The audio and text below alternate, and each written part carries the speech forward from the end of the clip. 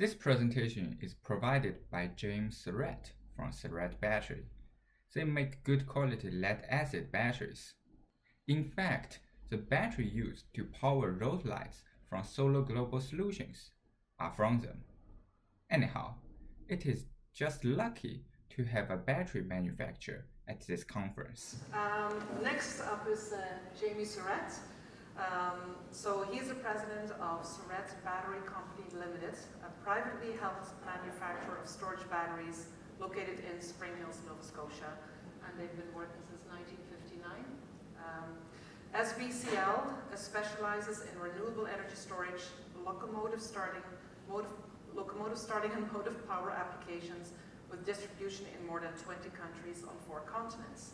Jamie is a graduate of the University of King's College and University College of Dublin and holds voluntary board positions with BCI and NSCC. He lives in Halifax with his wife Lee and young family. And here's Jamie. Okay. Thank you. Right. Might be double mic'd here. Is that going to be a problem? So, Surrette Battery, local company, battery manufacturer here in Nova Scotia. Opposite end of the spectrum, pretty old, stable technology based on lead and lead acid. I don't know if I can back up. I generally start off the presentation on the main. I guess it doesn't come out, but we have a little bit of a grayed out map because most of our customers don't know where Nova Scotia is. Fortunately today, I guess we don't have to do that description. Just an idea of where we distribute from, or we distribute to, from particularly the little coal mining town of Spring Hill. Just to rev things up, has anyone been to Spring Hill? Can we see a show of hands? Other than Chris. Chris has been. Wow, okay. If you all showed up, you would double the population, so come on back. So what do we do and how do we do it? I won't bore you with all of these details. We're an ISO, as is everybody else, registered facility. Product is all, thanks to the RSL lab, been tested to IEC standards. We have a very broad product range. We can produce from 80 ampere hour to 4800 ampere hour. As a battery manufacturer, we always go ampere hour, so I'll bounce back and forth between the kilowatt hours and so forth as needed. And the renewable energy storage segment represents over half of our production, and we're very proud of that. We were in very, very early when it was very infantile. If you think it's small now, try it in 1996 when people had like maybe a truck and 2 solar panels. And as a result of that, we've been very fortunate. We estimate we have over 170,000 installed base in primarily off-grid renewable storage. So the kind of the range is, very simple.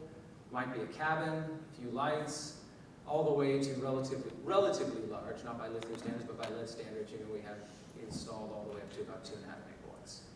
So to just give you some idea of the scope and scale, school systems or remote clinics are a primary one. This one happens to be in Cambodia. Relatively simple battery bank, and 26 kilowatt PV. This one's been running now for, I guess, probably we're approaching 4 years. Some other quick examples, because I know we want to get into some discussions. One of the bigger coups as a small Canadian company, there's been a big push in the last decade and a half to electrify any of the unelectrified islands in the United Kingdom. And we've been very fortunate to be the provider to all 5 islands that have now been electrified. The oldest one example here is the Isle of Vague. The interesting thing is all of these islands have different primary energy sources. This is run-of-river hydro, run-of-the-mountain, not river, run-of-the-mountain hydro is the primary energy source, but it's been supplemented with PV and wind, and relatively large battery bank. I'm very proud to say that this system is over 12 years old, and luckily they've not had a power outage yet. And I think this is the largest system that we've done, which is a pure rural electrification of a region. So it's a very large island system. I think there are actually close to 6,000 users tapping into this very large battery bank and very large PV system. Quickly, I think that comes, oh no, my proudest one, because I actually bolted these ones on the roof. This is a fishing lodge in Labrador, and this would be a nice example of a generator reduction. A lot of these rural communities primarily have generators running, and no generator, no power. So we were able to take this lovely lodge and reduce their generator run rate down by about close to 75%, and increase the, obviously, deliverable power from the 12 hours a day to 14 hours a day that they're running the generator to 24 hours uninterrupted. And even though I bolted it together, it actually worked. So it shows how well that the manuals have come over the years. There you go. Thank you.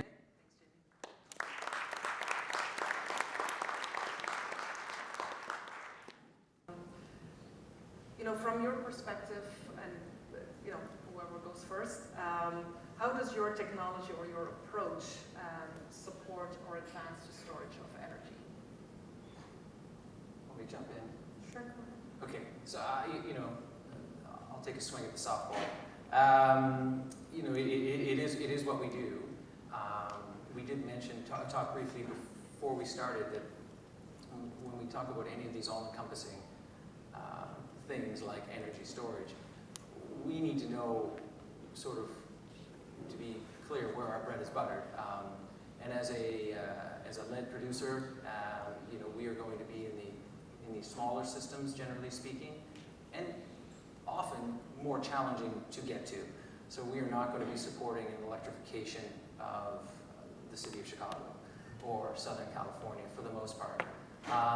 So you know, sort of stick to your knitting and provide an effective solution that has some resiliency. I guess that's where we would suggest that's how we are trying to advance. There's my effort. You know, kind of building onto that, so what would you see as some of the key challenges in the next 5 to 10 years in battery storage development? I think just on your point though, and not to try to steal away, I think it's great too to be able to recommend testing based on the applications that are applicable to the situation, as opposed to, and I'm sure many in the audience do, how many of us, you know, peel the spec sheet and see a curve, and then peel the spec sheet and the curve changes. And so that's a real struggle. It's a struggle to market against and compete against. And it's also, I suspect, a real struggle when making a recommendation, you know, from a vacuum as opposed to maybe a rural community in a different temperature. So that's great. I'll throw one out there too. I think one of the challenges for the future of energy storage primarily is going to be recyclability, and it's a real problem that really isn't getting, well, I'm guessing, isn't getting the bandwidth that it should, because not only is there a relatively, you know, on the lead side, there's a very good recycling stream. This is not pro-lead or anti-lithium or pro-lithium, anti-lead, but there's already a built-in recycling stream that doesn't like lithium. It doesn't act well when it gets mixed. And then we are dealing with a situation where there's, you know, dramatic uptake in lithium, primarily relatively small at this stage, so they're easy to get blended. And these are problems that, you know, aren't going to directly affect a small manufacturer like ourselves, but are going to affect the larger ecosystem, because, you know, we already see it. You know, we have distribution partners who, you know, have our product in their dance card, but also have lithium products in the dance card, and a lot of them look alike. And all you need is some of those to cross over. So these are hurdles that really need to be addressed and need to be thought about if this is going to be successful, or continue to be successful. As you mentioned about recycles, thank you very much. You actually took part of my question. But I would like to ask, since your company has existed for such a long time, during the recycling of lead acid cells, did it eventually driven down the cost of lead acid batteries? That's a great question. It's one, it should actually. You know, the LME, the London Metal Exchange, or the Shanghai Exchange, they're both broken. You know, and this is obviously from a consumer of lead's perspective, but the LME does not represent our cost of lead. it's extremely frustrating, the disconnect between market prices and actual post-process prices.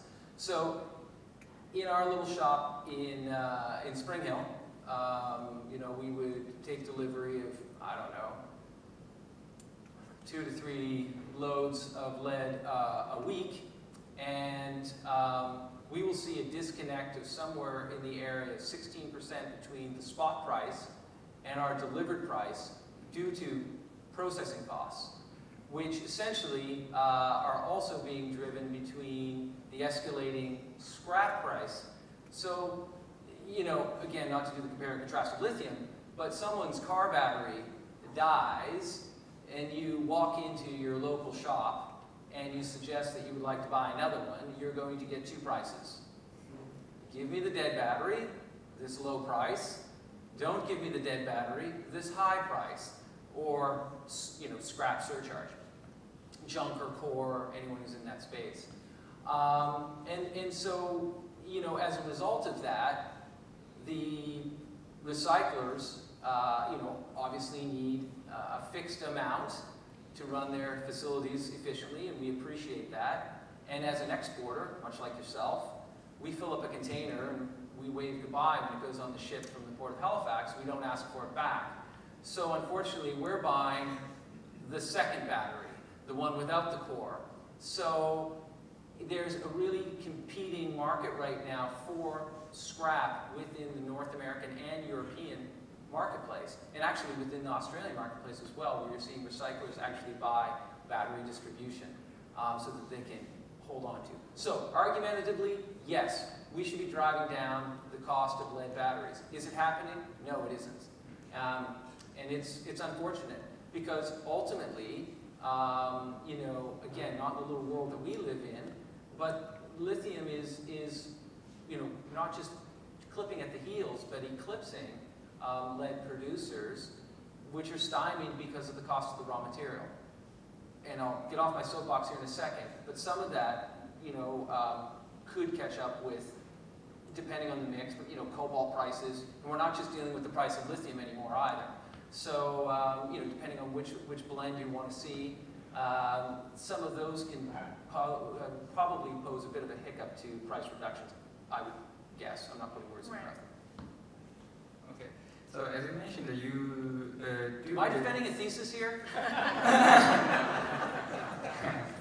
Well, it's actually the other one you just mentioned about the price of the lithium ion cell manufacturers starting to reducing the price on the lithium ion batteries actually somehow restricted the lead acid market.